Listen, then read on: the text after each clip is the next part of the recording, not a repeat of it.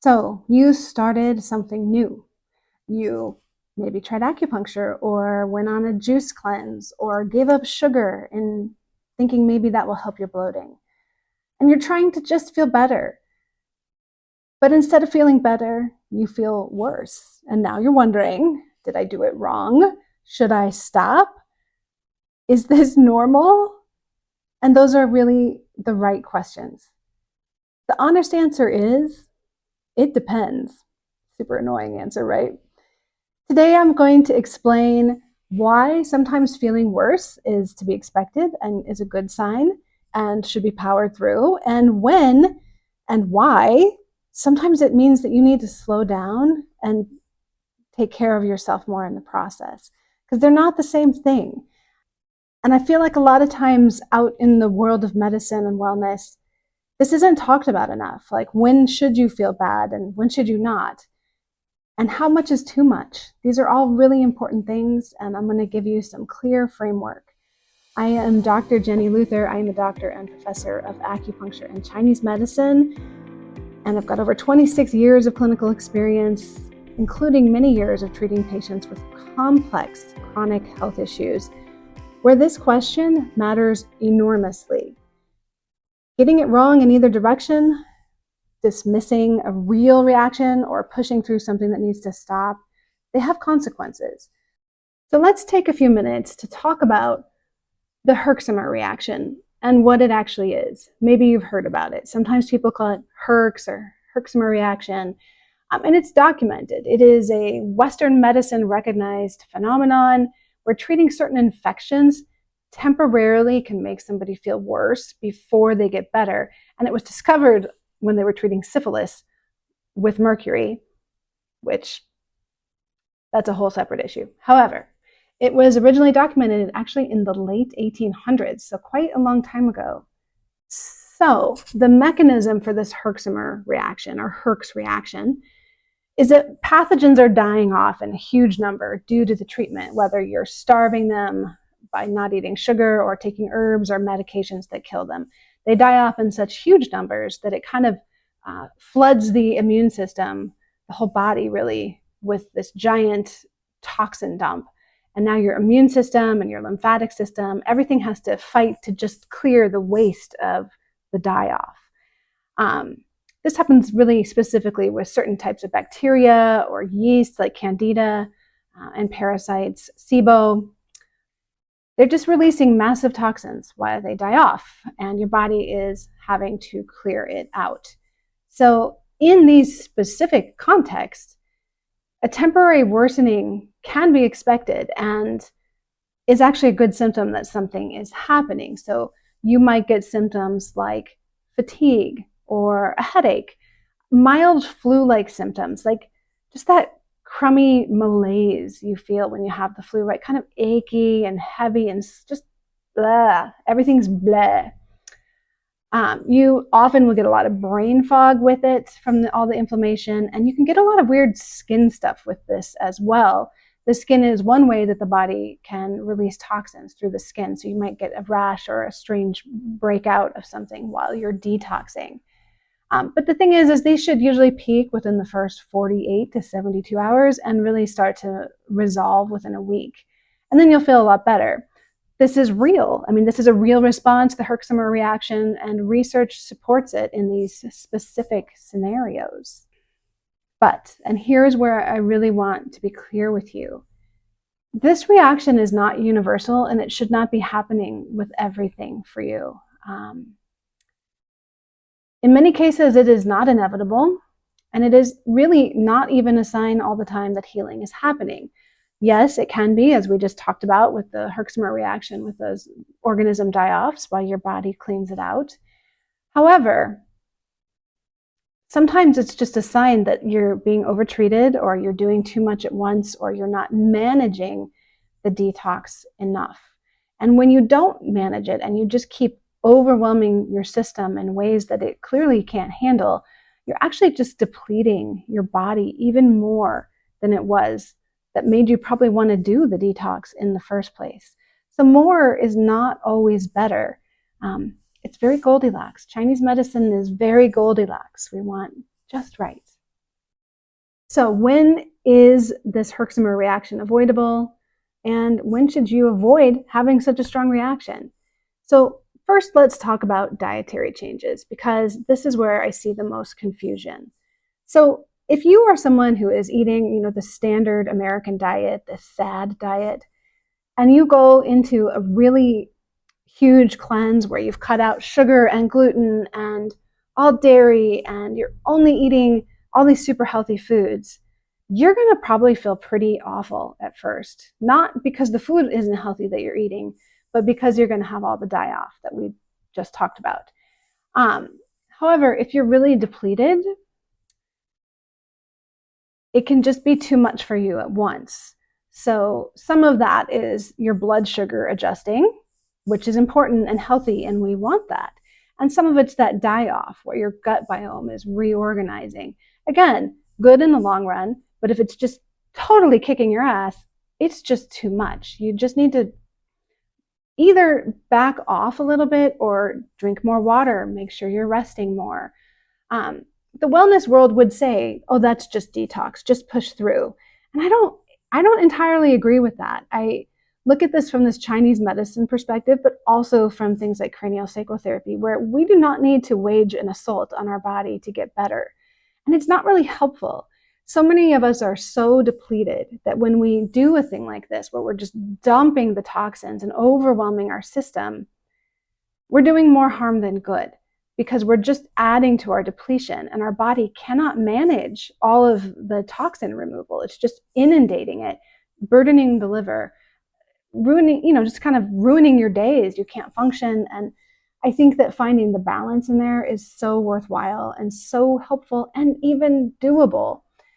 Think of this as the degree of the reaction is a sign that the transition into this new diet or whatever you're doing was maybe a little too abrupt for your system.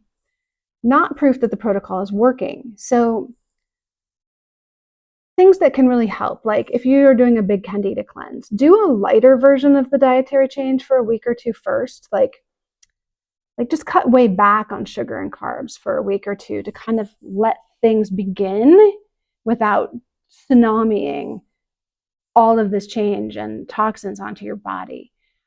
Conversely, if you're going to start some kind of an herbal detox, which is a whole nother thing that Chinese medicine is not, like, your body's pretty good at detoxing. I'm not a big proponent of detoxing per se, but there are certainly herbs that can cause die-off and viruses, chronic Epstein-Barr, all these things, and that's important. But you can prep for taking the herbs by, the week or two before, you start resting more, you start drinking a lot more water, you start doing parts of the diet where you're moving in that direction and you're starting to change things a bit, so it's just, again, not that hammer.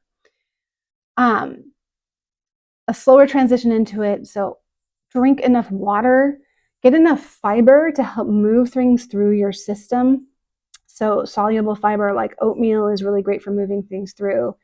Psyllium husk can be helpful. Sometimes people will do activated charcoal. Just remember that if you take that with food or medications or supplement, you will also block the absorption of those things. So it's not something, again, that I'm a huge fan of, but it has its place. And these are things that you need to make sure to talk with your doctor about when you feel these symptoms. So keep in mind that it is one thing to feel rough for a day or two when you've made a big change, but if you're just knocked down and it's just not getting better and you're not able to function and you feel really awful, this is not a badge of honor. It's a signal to slow things down and to take care of yourself more. For people who have chronic illness, different rules apply.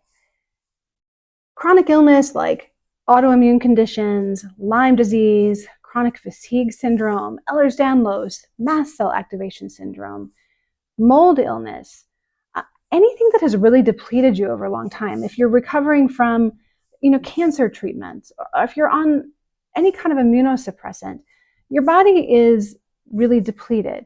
And if we just, tsunami it with all of these toxins, it's going to really trigger some issues. At the worst, it's going to really trigger a big flare in symptoms. and at least probably just cause a lot of exhaustion, which can also cause a big flare in symptoms. So a significant Herxheimer reaction die-off, puts real stress on our systems that are already working hard. And again, when you have chronic illness, your body is already working hard. So your liver is going to have to process any of the toxins that are being released from die-off, and your kidneys and your lymphatic system are going to have to clear them. And the immune system is already dysregulated, and sometimes, especially with autoimmune, who knows how it's going to respond to this? Generally not optimally. So triggering a major healing crisis in someone who is significantly depleted or immunocompromised is not really appropriate.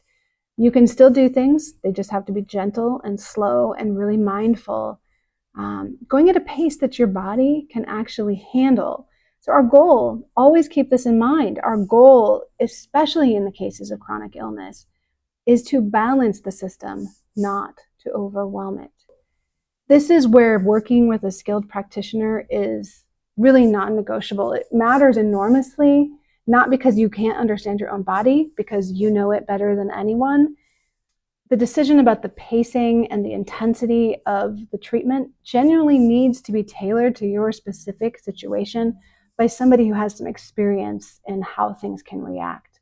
So just remember that. I am a doctor of Chinese medicine and acupuncture, but I'm not your doctor. And even if I was once your doctor of acupuncture, I'm not right now. So make sure that you have a practitioner in place that can help work with you with these things. I will say that living here in Provence, France, has genuinely changed the way I think about pace in a clinical context, and helped me to realize how important it is to integrate them across all pieces of our life.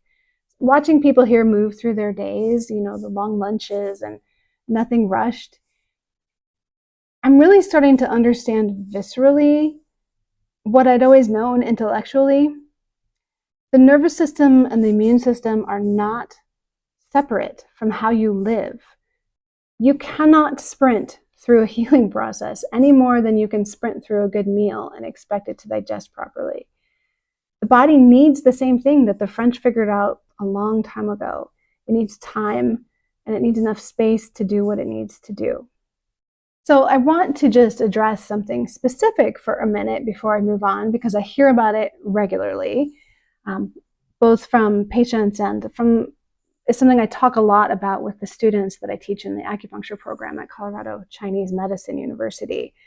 And it's about acupuncture and body work and all of these things, whether it's massage or physical therapy or anything like that.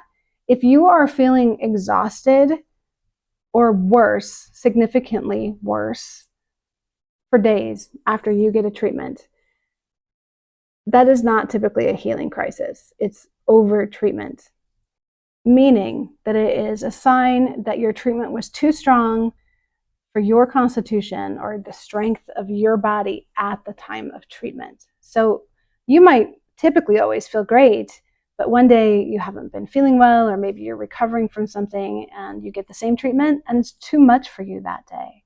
I want to note that good acupuncture, like well-calibrated acupuncture, and this is true of all body work as well, and even homeopathy, all of these things, they should generally leave you feeling good.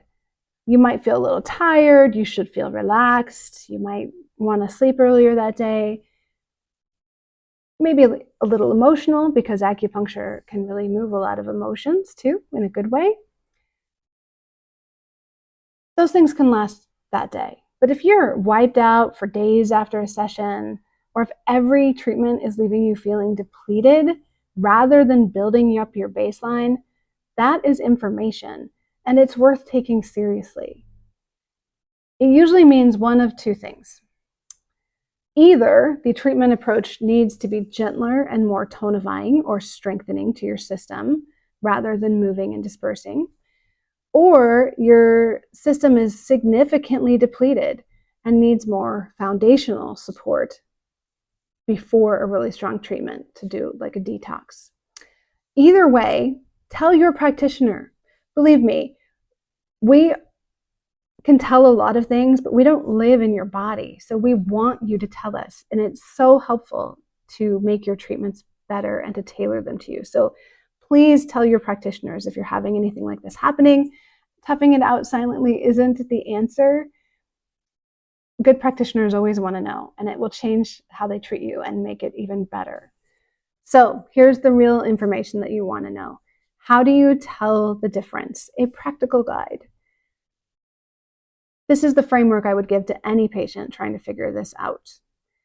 First, let's talk about signs that are generally consistent with a mild and expected manageable response of a Herxheimer reaction. So you might have mild to moderate fatigue that peaks in the first 2 to 3 days and then begins to lift. You might have a mild headache that, again, should resolve within 24 to 72 hours.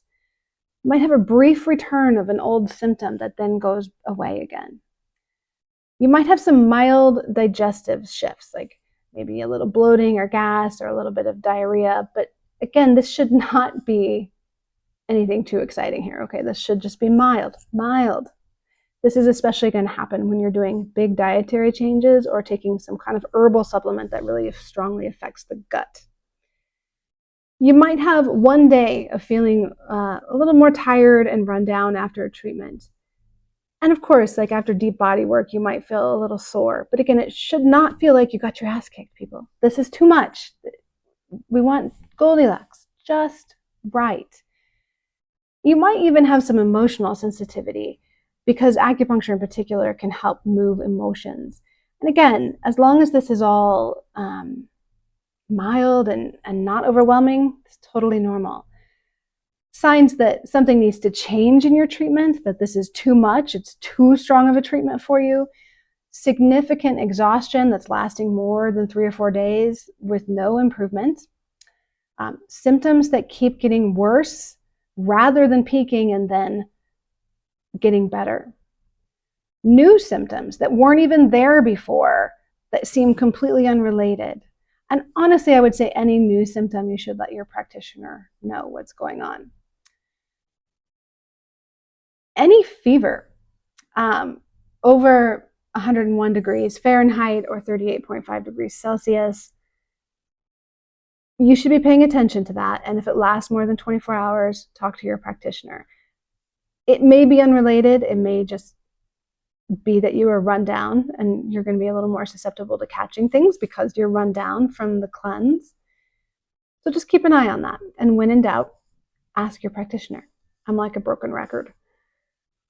Here's an important one. Chest pain, breathing difficulty, heart palpitations. You need to stop immediately and seek medical care just to be safe, okay? There's certain things we don't mess with, like breathing and your heart, because you could die. Not that you're going to die, but it's just worth getting it checked out. If you're also feeling consistently depleted after every treatment session and there's no baseline building of feeling better over time, that is a symptom that the treatment is not quite right for you. And also, if your gut is telling you that something is wrong or something is off, listen to this. This matters. Trust it. Trust yourself and trust your body. If you feel significantly worse after starting something, whether it's a supplement, a treatment, a dietary protocol, you are always entitled to pause or stop. You are always entitled to go slower. You are always entitled to ask your practitioner to adjust the approach. A real practitioner will welcome that conversation, and anyone who tells you to just push through regardless of what you're experiencing, regardless of how sick you feel, regardless of how long it's been going on, it's a red flag. You need somebody who will work with you. You are a human being and you deserve to be heard. A quick pause for a second. If this is the kind of content that is useful for you, please subscribe and like the video and hit the notification bell. It really helps the channel to grow and reach more people who it can help. I put new videos out every week, and they're always clinical and always honest, and hopefully slightly entertaining along the way every now and then. Also today, there is a free checklist in the description box called Healing Response or Red Flag about the contents of this video. It's a one-page thing, it's printable, and it covers exactly what we've covered. So the link is below if that's helpful to you, so you can just have it on hand. So what should you actually do if you are having these symptoms, if you're having a reaction from treatment or from a detox? So first, if you are in response right now and you're trying to decide what to do, contact your practitioner. Don't tough this out alone. Tell them what you're experiencing, and a good practitioner will have some good advice for you. They'll help you adjust. And if they dismiss you outright, that's information too, honestly. Second, hydrate aggressively. I mean, don't be ridiculous. Like, people can drink so much water that they kill themselves. I mean, it would be a lot, but try to make sure you're drinking at least 80 to 100 ounces of water a day, and some, herbal teas, green teas, things like that. You need to flush it out. Water is how your body clears out toxins and helps move things through your body and through your bowel. So it's not sexy, but it's genuinely important. And you need to stay hydrated to help your body move things, and it will help you feel better. Third, rest. So boring, I know, but you gotta rest, my friend. Scale back on the exercise. Get more sleep. Minimize your schedule for a little while. Your body is doing real work. Let it. Support it. Rest. I know, everyone hates that one. Number 4, support your clearance pathways. Things like warm lemon water in the morning will help to support your liver. Things like gentle movement throughout the day will help support your lymphatic system and lymphatic drainage. And getting some lymphatic drainage can be helpful too. Although if you do everything at once, it can just be too much. And actually, lymphatic drainage can cause some of these symptoms too. And maybe you have to tell your practitioner to do a little less next time. Although usually after the first couple visits, it's better. Number 4 also includes the ever important keeping your bowels moving. Don't forget your bowels. You gotta keep pooping to keep things moving, to help clear things out, okay? Constipation just lets literally the shit sit in there, and your body just starts to reabsorb stuff, and poop should always just go out. So again, the water, the walking, a little bit of magnesium can all help gently move the bowels. Oh, and one other thing to support your clearance pathways, you need to avoid all alcohol while you're doing any kind of clearance. It's just too much. You're just burdening your liver when you're doing all of that together. So just take a break for a little while. Who knows, you may find that you're perfectly fine without any alcohol, which is also great for you in the long run. So number 5, don't pile more on. More is not better. It's just more, and sometimes it's worse. When people feel bad, the instinct is to just keep adding more supplements, more treatments, more interventions. Please resist that. Just give the current process some space to complete, and then see where you are with things. Number 6, I want you to track your timeline. A manageable healing response peaks and begins to turn within a few days. By day 7 to 10, things should be definitely trending better, and really by 2 weeks, you should start to feel a lot better. And if they are not, it's time to reassess. So here's something I want to leave you with, especially if you're going through a bigger health change or a bigger life change. The healing response, physical or otherwise, it's not always linear, and it's not always comfortable. There's a difference between discomfort that's part of a real process and suffering that's a signal to change course. Learning to tell those apart is one of the most valuable clinical skills that I've learned, and one of the most valuable life skills that I've learned in my 52 years of life. And honestly, it's one of the most valuable things that you can develop for yourself. Your body is always communicating with you. The goal is to get better at listening. The goal is to get better at listening, not to override that signal. That discernment, that is medicine. I'm going to be honest with you. I moved to France partly because my own body had been asking for a slower pace for years and had been screaming at me to listen to it more. And I thought I was. And in some ways, I was, but in a lot of ways, I wasn't. I was a doctor who taught, both as a professor and in my practice, taught to rest and to pace yourself and to have gentle healing.